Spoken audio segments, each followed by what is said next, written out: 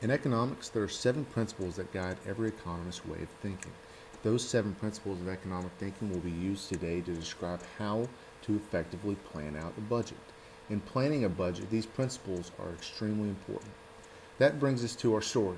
Today's story is over my summer 2016 trip to New York City. And on this trip, we used the 7 principles of economic thinking to decide where to spend our money and how to spend our money, ultimately creating an effective and cost-efficient budget. The first principle of economic thinking is markets coordinate trade. Different markets coordinate trade of goods, buying of goods, selling of goods, depending on where you're at. Because we were going to New York City, we knew the cost of living and prices would be more expensive. In New York City, we visited my brother-in-law, Kane Sweeney, who played for the New York Yankees farm system, and he was stationed in Staten Island, New York. So we go to the game, and we know that prices of the tickets will be a little more expensive. The travel to the game are going to be more expensive, and we budgeted accordingly based on this first principle.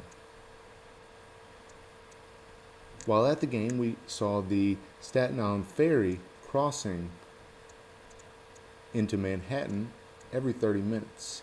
And we came upon a thought, said, look, let's go to the city between games, because there were 2 games, and go tour some different areas while we have some off time. So we decided to get on the Staten Island ferry, and on this ferry there were many people using it because it was a free form of transportation. And this free form of transportation leads us to our next principle of economic thinking, that scarcity forces trade-offs. Because there's a scarce amount of parking spaces in New York City, it forces you to make a trade-off. So we decided to take the Staten Island ferry rather than drive an hour or 2 into the city. The ferry was free, and it made trips back and forth every 30 minutes. So this allowed us to budget our money and spend it in a different manner. Once we got in the city, because scarcity forced us to make trade-offs, we had to ride the subway rather than drive our car. So this forced us to buy a Metro Pass and use it to get from one place to the other. The next principle of economic thinking is trade makes people better off. As we're in the city, we were walking downtown by the old World Trade Center towers, and we notice the 9/11 memorials and the One World Trade Center, which is just being built. So we stopped to take a picture, and this made us think that trade makes people better off. Because of these World Trade Centers, we're able to trade goods from other countries, and we can get them at cheaper prices. So individuals can trade with other people to get deals, or large businesses can trade with other businesses to get deals. The next principle of economic thinking is cost versus benefits. And this principle states that in life there are costs of certain items, but at the same time there are benefits, and some benefits are greater than others. After we watched the baseball game, the next morning we decided that we would wake up and drive 2 hours north to Cooperstown, New York. And we weighed the cost versus the benefits of making this trip. And even though the gas prices were high at the time, we felt that the cost was worth the benefit. And when we got there, we had a chance to go visit the Cooperstown Historical Field, and we also got a chance to visit the Hall of Fame, which was very neat. And in this Hall of Fame, we see one of Barry Bonds' home run ball that made history.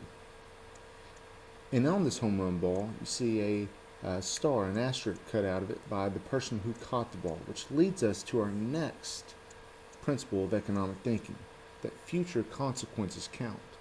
Barry Bonds made the decision to take steroids, and as a result, he may or may not get into the Hall of Fame. So when deciding a budget, think about your future consequences. Think about how they're going to count for you or count against you in the future. When you budget your money, think about how spending that money will affect you later on. So as we're touring the Hall of Fame, we decide we want to go to a Mets game. So we have to drive 2 hours back to the city, and once we get back to Queens, we get to Citi Field a hair late. in which future consequences still count. Because we didn't plan out effectively like we could have, we had to get to the game 3 or 4 innings late and still pay full price. So future consequences do play out. And another future consequence that could count in a positive manner is the Statue of Liberty. As we were on the Staten Island ferry driving from one place to the other, we noticed the Statue of Liberty there in its awe. And the consequences of France donating the Statue of Liberty to the American people provided a positive incentive and a positive relationship with the people of the United States, in which in the future, today, we are still allies with the country of France. So future consequences do count in a positive or even in a negative manner. Our sixth principle of economic thinking is incentives matter.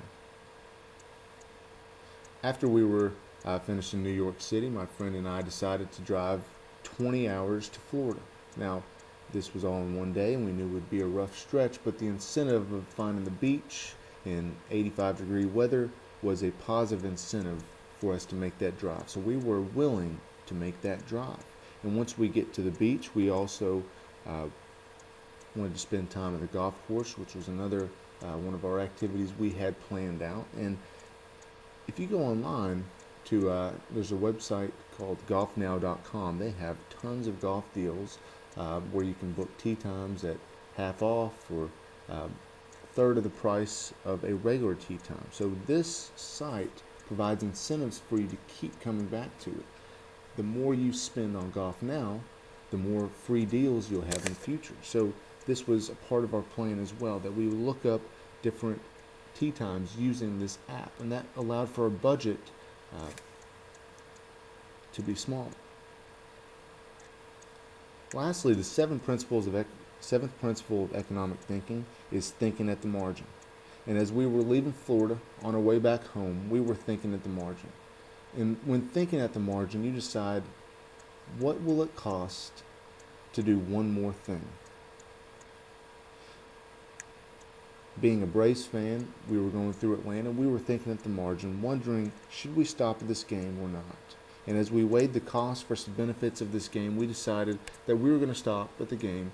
There were 20 games left in the season, and ultimately 20 games left at Turner Field before they tore it down and created another stadium, SunTrust Park.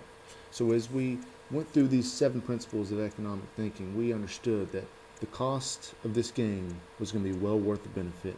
We would have pictures of the stadium, pictures of myself at the field, and ultimately this may be the last time, in which it was the last time, that I would ever visit Turner Field. When creating budgets, it's important to use the 7 principles of economic thinking to guide your decisions to make an affordable budget. The 7 principles of economic thinking in review are: markets coordinate trade, scarcity forces trade-offs, trade makes people better off, cost versus benefits, future consequences count, incentives matter, and thinking at the margin. So thank you for watching the video and using these 7 principles to guide your way of creating budgets and your economic thinking as a whole.